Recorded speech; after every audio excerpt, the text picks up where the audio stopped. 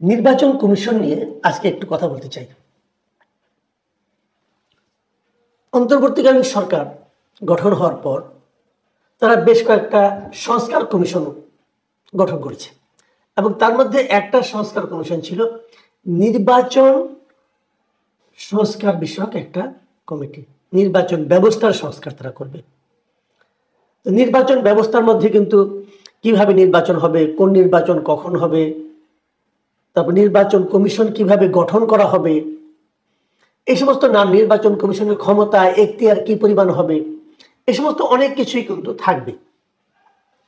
আমাদের নির্বাচন কমিশন গঠনের জন্য এখন যে প্রক্রিয়া গঠন করা হয়, এই প্রক্রিয়াটা শেখ হাসিনা গভর্নমেন্টের তৈরি করা। তারা একটা নিয়ম করেছে, প্রথমে একটা সার্চ কমিটি করবে। সেই সার্চ কমিটির তারা কিছু নামকে প্রস্তাব করবে, তার নাম আহ্বান করবে, বিভিন্ন জন নাম দিবে। তারপর সেখান থেকে তারা 10টা নাম পছন্দ করে রাষ্ট্রপতির কাছে উপস্থাপন করবে। রাষ্ট্রপতি সেখান থেকে 5 জনের নাম সিলেক্ট করবে এবং 5 জনের মধ্যে একজনকে রাষ্ট্রপতি প্রধান নির্বাচন কমিশনার করবেন আর বাদ বাকি 4 জনকে নির্বাচন কমিশনার করবেন। এই হলো নিয়মটা আওয়ামী লীগ আমলের করা এবং একটু তড়িঘড়ি করে এই কাজটা করা হয়েছিল। প্রথমবার যখন গত নির্বাচন কমিশন যখন হয়, এই যে হাবিবুল আওয়ালের নেতৃত্বে, তখন এরকম হয়েছিল। এবার আমরা জেনেছিলাম প্রায় 300-র মতো নাম পড়েছিল, সেখান থেকে তারা 10টা নাম নিয়েছিল।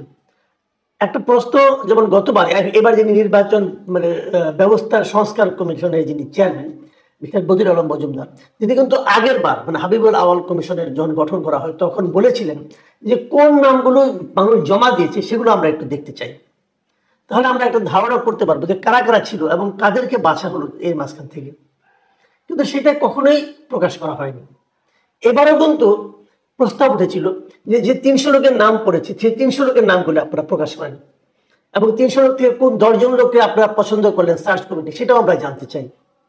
এবং সেই 10 জন থেকে রাষ্ট্রপতি কোন বিবেচনায় কোন 5 জনকে নিলেন সেটাও আমরা একটু বুঝতে চাই। এই ধরনের প্রসঙ্গ কিন্তু প্রশ্ন উঠেছে, কিন্তু এই সমস্ত প্রশ্নের কোনো জবাব পাওয়া যায় নাই। আগের বার পাওয়া যায় নাই, আমরা ধরে নিয়েছিলাম সেটা ফ্যাসিবাদী সরকার, তারা কিছু বলবে না, নিজেরা যা ইচ্ছা তাই করবে। এবার পাওয়া যায় নাই, কারণ ব্যাখ্যা খুঁজে পাচ্ছি না। এদেরকে তো ফ্যাসিবাদী বলা যাবে না, কিন্তু এরা যা ইচ্ছা তাই করছে, জনগণকে কোনো তোয়াক্কা করছে না, জনগণকে বলার প্রয়োজন মনে করছে না, জনগণকে পাত্তা দিচ্ছে না। এই যে জনগণের রুচি, জনগণের বুদ্ধিমত্তা, এই জিনিসটাকে যে ইগনোর করার একটা প্রবণতা, জনগণকে যে মূর্খ মনে করার প্রবণতা, এই প্রবণতাটা কিন্তু আমরা পরেও আরো দেখতে পেয়েছি অলরেডি। সেটা নিয়ে আলোচনা করার জন্য আজকে আমি এই আলোচনাটা অবতারণা করেছি। নির্বাচন কমিশন গঠন হয়েছে, আমার বিবেচনায় এই নির্বাচন কমিশনের মান ভালো না, একদম একটা অথর্ব নির্বাচন কমিশন হয়েছে আমি মনে করি বয়সের দিক দিয়ে। অথর্ব এই কারণে, নির্বাচন কমিশনার কে আপনারা শোনার চেষ্টা করুন। এখানে যে 5 জনকে নিয়োগ করা হয়েছে, 5 জনই অবসরপ্রাপ্ত ব্যক্তি। আমি অবসরপ্রাপ্ত ব্যক্তিদের দিয়ে নির্বাচন, আচ্ছা আপনারা একটা কথা বলেন, কে আমি আগে বলে নেই। প্রধান নির্বাচন কমিশনার হয়েছেন সাবেক সচিব, অবসরপ্রাপ্ত সচিব এম নাসির উদ্দিন। তারপরে আর কে আছেন? 4 জন নির্বাচন কমিশনের মধ্যে একজন হলেন সাবেক অতিরিক্ত সচিব মোহাম্মদ আনোয়ারুল ইসলাম সরকার, সাবেক জেলা ও দায়রা জজ আব্দুর রহমান মাসুদ, সাবেক যুগ্ম সচিব বেগম তাহমিদা আহমেদ এবং ব্রিগেডিয়ার জেনারেল অবসরপ্রাপ্ত আবুল ফজল মোহাম্মদ সানাউল্লাহ। আচ্ছা, এই লোকগুলিকে যার যার চাকরিতে, কেউ আর্মিতে ছিলেন, কেউ দায়রা জজ ছিলেন, কেউ আমলা ছিলেন, 2 জন আমলা ছিলেন, 3 জন আমলা ছিলেন, একজন সচিব, একজন অতিরিক্ত সচিব, একজন যুগ্ম সচিব। আচ্ছা, এরা সবাই অবসর পেল কেন? একটা কথা ভাবুন, অবসরটা কেন পায়, অবসর দেওয়া হয় কেন? এর মূল ফিলোসফিটা কি? মূল ফিলোসফিটা হলো যে তোমরা অনেক সরকারকে দিয়েছো, দেশকে দিয়েছো, তোমরা চাকরি করেছো, বাট তোমাদের এখন বয়স হয়ে গেছে, তোমাদের আগের মতো কর্মদক্ষতা আর নাই, বয়সজনিত কারণে, এটা সবারই হয়, বয়সজনিত কারণ নাই, অতএব তোমরা রেগুলার চাকরি করতে পারবে না, তোমরা এখন অবসরে যাও। তো যে লোকটাকে আপনি অবসরে পাঠিয়ে দিলেন, তাকে আবার তার চেয়ে গুরুত্বপূর্ণ দায়িত্বে নিয়ে আসা হয় কেন? নির্বাচন কমিশনের দায়িত্ব কিন্তু অনেক বড়। একজন সচিব, একজন অতিরিক্ত সচিব, একজন যুগ্ম সচিব, একজন জেলা দায়রা জজ, তারা যখন তাদের ওই দায়িত্বে থাকেন, যখন তারা পরিপূর্ণভাবে সক্ষম থাকেন শারীরিকভাবে, মানসিকভাবে, তখন তারা যে কাজ করেন তার চেয়ে কয়েক গুণ বেশি দায়িত্ব নিয়ে নির্বাচন কমিশনে বসতে হয়। তো যে লোকটা নাকি ওই আগের কাজটাই করতে পারছিল না, সচিব হিসেবে যিনি অবসরে গিয়েছেন, তাকে আবার এনে এখানে বসাতে হবে কেন? এই একটা ট্র্যাডিশন আমাদের এখানে চলে। এবং চলে বলে আমি মনে করি যে আমাদের নির্বাচন কমিশন যারা হন তারা যে অধিকাংশ মেরুদণ্ডহীন হয়ে থাকেন, এর প্রধান কারণ হলো তাদের মেরুদণ্ড আসলেই তো বয়সজনিত কারণেই ঝুঁকে পড়ে। বয়সজনিত কারণেই তারা একটু মেরুদণ্ড দুর্বল হয়ে যায়। তো তাদের কাছ থেকে আপনি কিভাবে সবটুকু আশা করবেন? বাট এই ট্র্যাডিশনটা আগের সরকার আমলে ছিল, এখনো তারা সেটাই ফলো করছে। যদিও এরা খুব বড় বড় কথা বলে এটা নাকি বিপ্লবী সরকার, এটা কোনো বিপ্লবের নমুনা আপনারা দেখাতে পারেন অন্ততপক্ষে ইলেকশন কমিশন গঠনের ব্যাপারে। আমি প্রথমে কি বলেছিলাম যে আমাদের জনগণের যে প্রজ্ঞা, জনগণের যে চিন্তা করার ক্ষমতা, জনগণের যে সিদ্ধান্ত নেওয়ার ক্ষমতা, সেটার ব্যাপারে আমাদের সরকারদের আসলে আস্থা নাই। তারা মনে করেন তাদের মতো করে না চললে, তাদের মতো করে না ভাবলে বোধহয় হবে না, জনগণ বোধহয় ভুল সিদ্ধান্ত নিয়ে ফেলাবে। তারা এই ধরনের একটা মানসিকতা পোষণ করেন। তারই একটা প্রকাশ আমি দেখলাম, এই যে নতুন নির্বাচন কমিশন ওনারা গঠন করলেন, তাদের প্রথম দৃশ্যমান যে কাজটা, সেটা দেখে আমি অত্যন্ত হতাশ হয়েছি।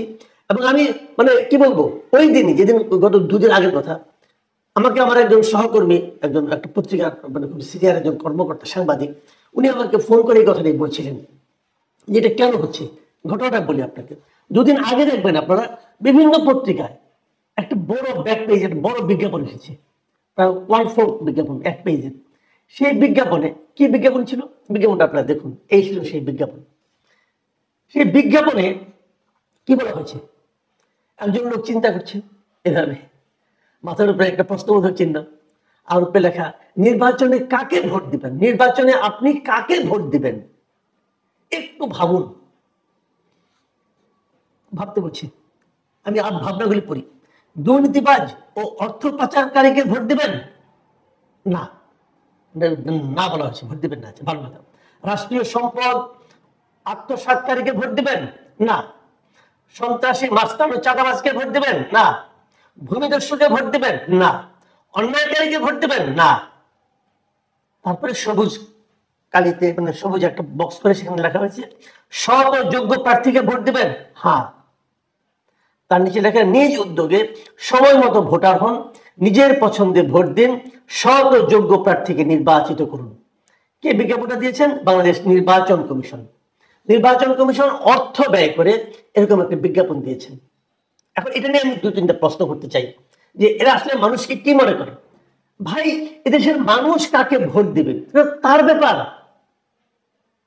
নির্বাচন কমিশনকে মানুষকে প্রভাবিত করা, নির্বাচন কমিশনকে আমাকে বলে দেবে আমি কাকে ভোট দেবো। আমি দুর্নীতিবাজকে ভোট দেবো কি দেবো না সেটা আমার ব্যাপার, আমি তো দেবই না, কারণ দুর্নীতি হলে আমার লস। এইটুকু আমি জনগণ বুঝবে না, আপনি আমাকে বুঝিয়ে দেবেন ভাই, আপনি বুঝিয়ে দেবেন কে? আপনাকে বুঝিয়ে দেওয়ার দায়িত্ব দেওয়া হয়েছে। নির্বাচন কমিশন তো প্রথমেই তার দায়িত্বের বাইরে চলে গেছে, তাই এখতিয়ারের বাইরে চলে গেছে। তার তো জনগণকে কাকে ভোট দিতে হবে এটা বলার কোনো এখতিয়ারই নেই।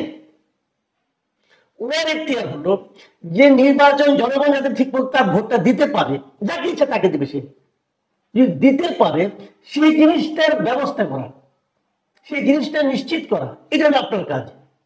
আমি কাকে ভোট দেবো এটা তো বলে দিতে পারেন না। আপনারা তো বলবেন না এই দুর্নীতিবাজ, অর্থ পাচারকারী, রাষ্ট্রীয় সম্পদ আত্মসাৎকারী, এদেরকে ভোট দেওয়া যাবে না। আচ্ছা, রাষ্ট্রীয় সম্পদ আত্মসাৎকারী কি করে বুঝবো যে রাষ্ট্রীয় ক্ষমতায় যায়নি?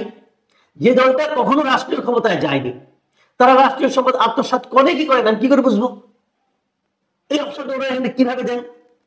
কিন্তু এগুলো কিন্তু আপাত দৃষ্টিতে মনে হচ্ছে যে ঠিক আছে, ভালোই তো বলেছে, কিন্তু আসলে না, আসলে আমাদের একটা মতলব কাজ করছে। আমি মতলবটা বলার জন্য চেষ্টা করছি। প্রথমত, তারা ভোটারদের যে জ্ঞান বুদ্ধি সেটাকে তারা অবমূল্যায়ন করেছে, এটা তারা পায়, অপমান করেছে তারা জনগণকে, এটা তারা পারে না। যে কাজটা সবচেয়ে তারা খারাপ করেছে, নিচে যারা লিখেছে যে সৎ ও যোগ্য প্রার্থীকে ভোট দিবেন। এই যে সৎ ও যোগ্য প্রার্থীকে ভোট দেওয়ার যে বিষয়টা, এটা কিন্তু আমাদের দেশের একটা রাজনৈতিক দলের স্লোগান। তারা বলে সৎ ও যোগ্য প্রার্থী তাদের দলে আছে, তারা এটা অনেকদিন ধরে এই স্লোগানটা দিচ্ছে। এটা জামাতে ইসলামের স্লোগান। তাহলে এই নির্বাচন কমিশনকে জামাতে ইসলামের পারপাস সার্ভ করতে আসছে। যখন এটা আমার মনে হয় পরে আমি ওনাদের চেহারার দিকে তাকাই, আপনারা ওনাদের চেহারা একবার দেখাই আপনাদেরকে, তখন মনে হতে পারে হ্যাঁ, হতেও পারে এটা হয়তো জামাতে ইসলামের পারপাস সার্ভ করতেছে। একদিকে ভোটারদের যোগ্যতার উপর তারা তাদের আস্থা রাখছে না, এই বিজ্ঞাপনের মাধ্যমে সেটাই প্রমাণ হচ্ছে। ভোটারদের যে চিন্তা করার ক্ষমতা, তাকে তারা অপমান করেছে। দ্বিতীয়ত, তারা আমার বিবেচনায় প্রকারান্তরে একটা রাজনৈতিক দলের পক্ষে প্রচারণা চালিয়েছে। আমি মনে করি নির্বাচন কমিশন, বর্তমান নির্বাচন কমিশন সংবিধান লঙ্ঘন করেছেন। তারা যে শপথ নিয়েছেন, তারা শপথ লঙ্ঘন করেছেন। প্রিয় দর্শক, আমার মনে হয় এ বিষয়ে আপনাদের চিন্তা করা উচিত। চিন্তা করুন, সিদ্ধান্ত নিন।